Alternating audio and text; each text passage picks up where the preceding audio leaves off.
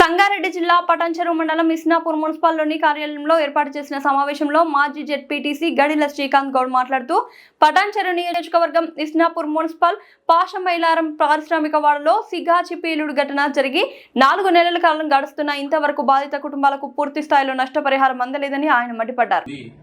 కార్మికులు అందులో చనిపోవడం జరిగింది. ఒక 8 మంది కాలి బూడిదవ్వడం జరిగింది. హృదయ విదారకమైనటువంటి సంఘటన.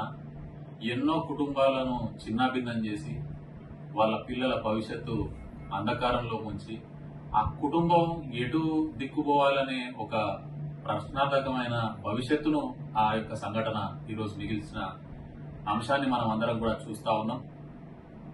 సంఘటన జరిగిన వెంటనే కనీస చర్యలు తీసుకోకుండా అనేక వైఫల్యాలు, ఆ తర్వాత ఒక కనీసం చనిపోయిన పార్థివ దేహాలకు గౌరవప్రదంగా చేయాల్సిన కార్యక్రమాలు ప్రభుత్వం చేయకుండా అనేక సంఘటనలు మనం చూస్తాం.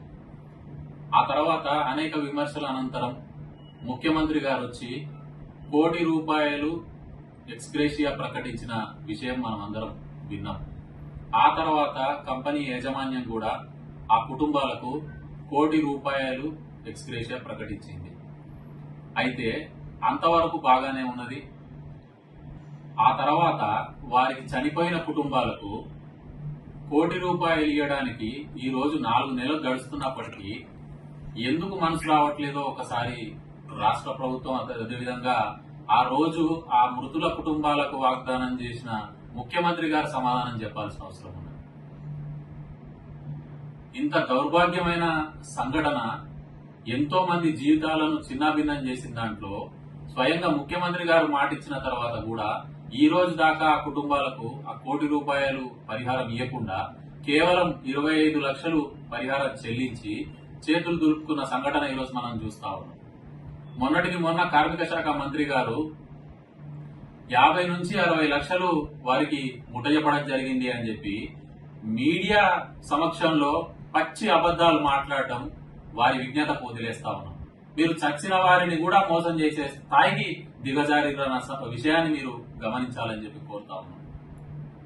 25 లక్షలు, ఆ తర్వాత ₹1,00,000 రాష్ట్ర ప్రభుత్వం ద్వారా ప్రకటించిన 26 లక్షలు వారికి ముట్టిన సంగతి ఒకటి, అందరికీ కూడా ముట్టిన సంగతి అది వాస్తవం. అయితే ఆ 50 నుంచి 40 నుంచి 50 లక్షలు అని చెప్పి చెప్పడం ఎంతవరకు సమంజసం? వాళ్లకు హాస్పిటళ్లలో ఖర్చు పెట్టిన పైసలను అదే రకంగా వారి హక్కుగా వచ్చినటువంటి ఇన్సూరెన్స్ పైసలను కూడా ఇందులో కలిపి తప్పుడు లెక్కలు చెప్తా ఉన్నారు. ఈరోజు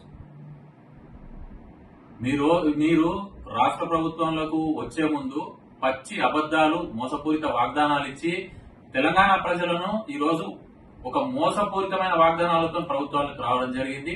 బతికున్న వారందరినీ మోసం చేస్తా ఉన్నారు, వంచిస్తా ఉన్నారు, మభ్య పెడతా ఉన్నారు. కనీసం ఆ చనిపోయిన వారి కుటుంబాలకన్నా న్యాయం చేయండి అని చెప్పి ఈరోజు బీఆర్ఎస్ తరఫున మేము కోరుతా ఉన్నాం.